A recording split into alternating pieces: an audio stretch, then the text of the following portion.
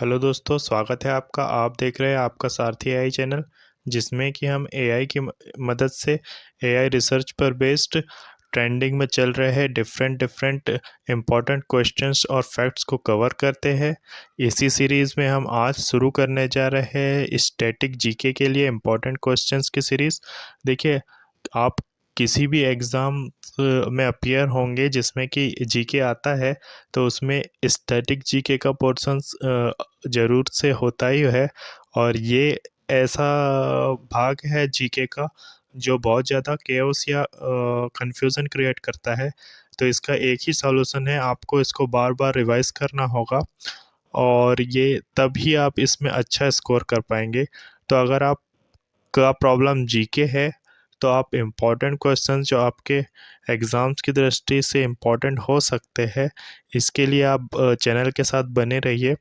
आपको इतने different different facts यहाँ पे हम प्रोवाइड करेंगे जो कि आपको सीधे आपके एग्ज़ाम्स में दिखेंगे।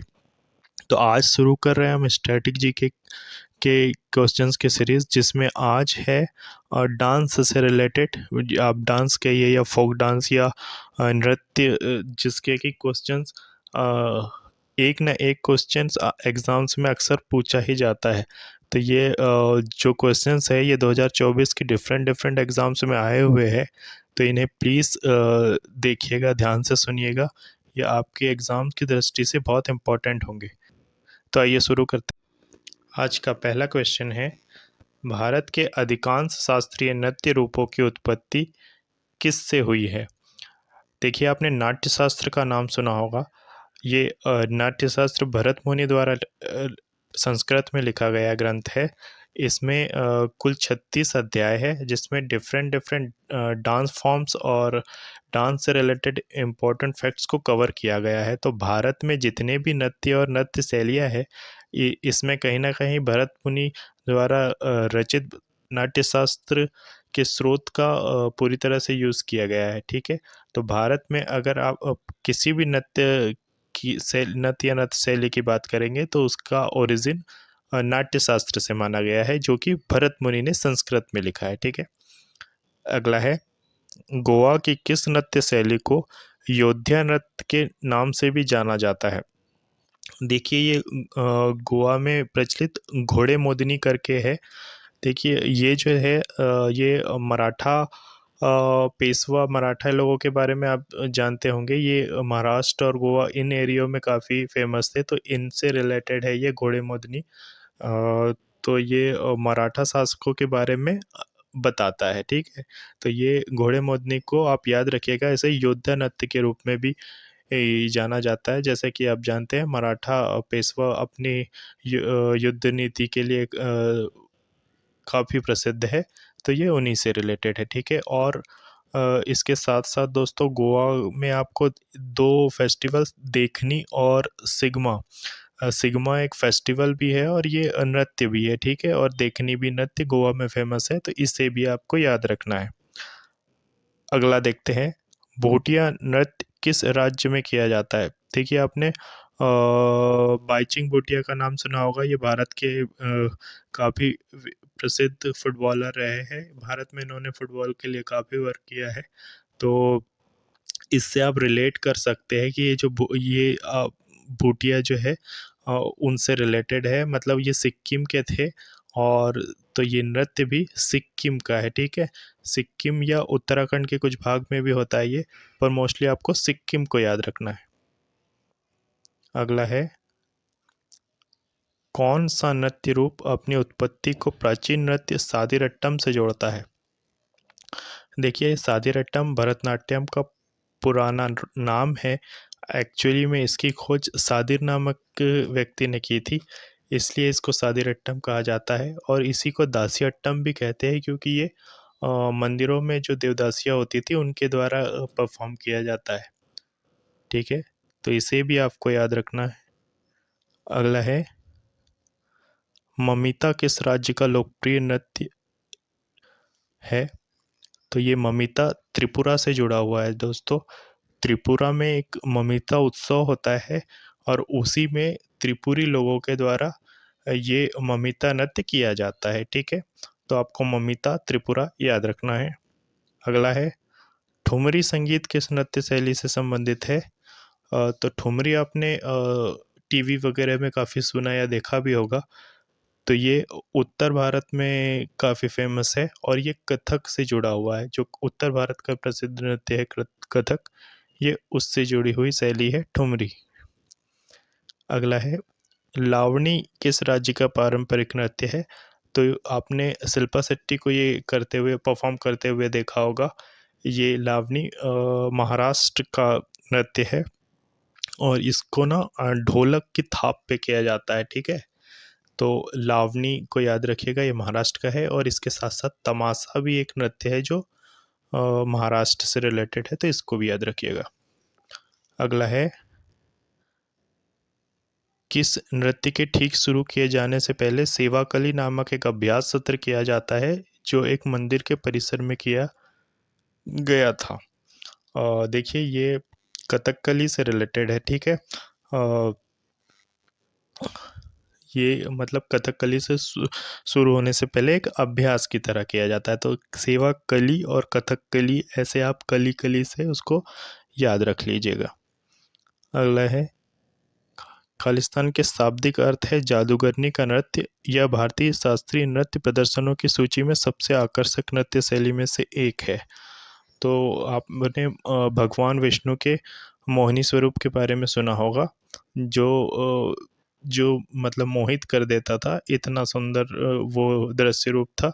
तो ये उसी से रिलेटेड है मोहिनीअट्टम। ये केरल में प्रसिद्ध है। तो ये केरल राज्य का नृत्य है, तो इसे याद रखिएगा, जिसे हम जादूगरनी या जादूगरनी नृत्य भी कहते हैं, ठीक है।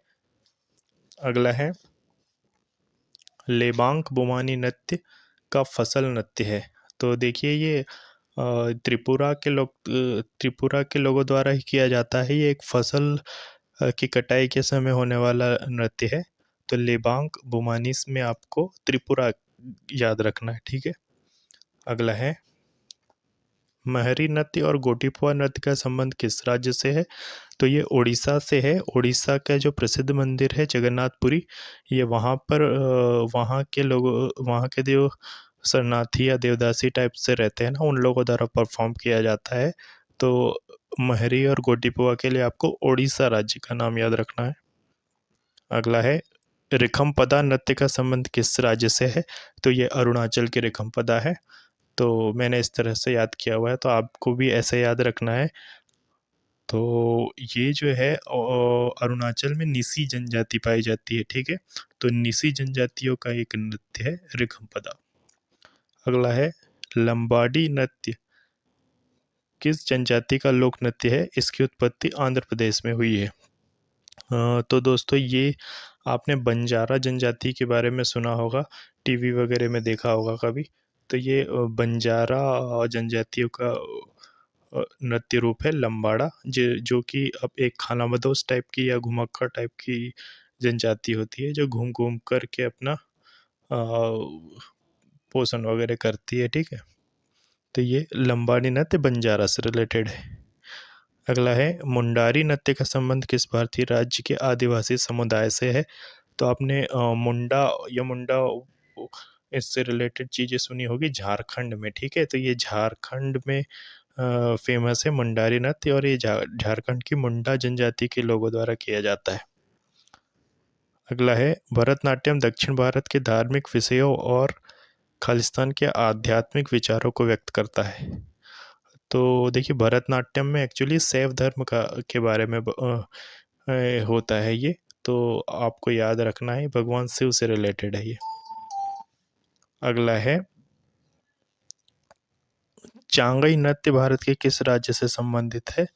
तो ये भारत के नागालैंड में होता है, ठीक है। नागालैंड में चांग जनजाति पाई जाती है, तो ये उनका नृत्य है। अगला है राजस्थान के किस लोक नृत्य को सपेरा नृत्य भी कहा जाता है? तो देखिए ये राजस्थान का नागिन डांस है, जैसे कालबेलिया नृत्य कहते हैं। तो आपको याद रखना है कालबेलिया नृत्य, जिसको कि सपेरा नृत्य भी कहा जाता है, और ये राजस्थान के कालबेलिया एक समुदाय ही है, उनके द्वारा किया जाता है, ठीक है। अगला है चरकुला किस राज्य से संबंधित एक प्रसिद्ध नृत्य शैली है? तो ये चरकुला जो है ये ब्रज में फेमस है दोस्तों, ठीक है। ब्रज यानी कि यूपी, और ये भगवान कृष्ण के गीत वगैरह इसमें गाए जाते हैं उनकी भक्ति के रूप में। तो चरकुला नृत्य ब्रज में फेमस है, ठीक है, यूपी में। अगला है, भगवान खंडोबा से जुड़ा वाघ मुरली नृत्य मूल रूप से निम्न में से किस राज्य से संबंधित है? तो देखिए, खंडोबा का मंदिर ये जो है ये पुणे में है। पुणे के पास जेजुरी करके एक जगह है, ये वहाँ पर है। तो ये जो वाद्य मुरली है नृत्य है ये उन उन लोगों द्वारा किया जाता है जो खंडोबा की भक्ति करते हैं, ठीक है। तो आपको याद रखना है, महाराष्ट्र से रिलेटेड है ये, ठीक है। अगला है, कथकली नृत्य ललित कला के कितने रूपों का सामंजस्यपूर्ण संयोजन है? तो देखिए, कथकली सबसे टफ किस्म का डांस है। इसमें सारे ही रूपों का यूज़ होता है। तो आपको ललित कला के 5 रूप को याद रखना है। ये 5 रूप है, लिटरेचर यानी कि साहित्य, म्यूज़िक यानी कि संगीत, और पेंटिंग यानी कि चित्र वगैरह, चित्रकारी, एक्टिंग और डांसिंग, ठीक है। तो कथकली में 5 ही रूपों का संयोजन होता है। इसमें ये कहा जाता है कि आपके प्रत्येक अंग का यूज़ इसमें होता है। तो दोस्तों ये थे कुछ इम्पोर्टेंट क्वेश्चंस डांस से रिलेटेड, जो कि पिछली कई अभी रिसेंटली आयोजित परीक्षाओं में पूछे गए हैं। तो इन सभी सारे फैक्ट्स को आप एक दो बार देख लीजिएगा, दोहरा लीजिएगा, ये आपके किसी भी एग्ज़ाम के लिए बहुत इम्पोर्टेंट है। तो और दोस्तों, पसंद आए तो लाइक, शेयर और सब्सक्राइब कर लीजिएगा। इसी तरह के फैक्ट्स हम आपके सामने लाते रहेंगे। तो मिलते हैं जल्दी अगले वीडियो में, ठीक है।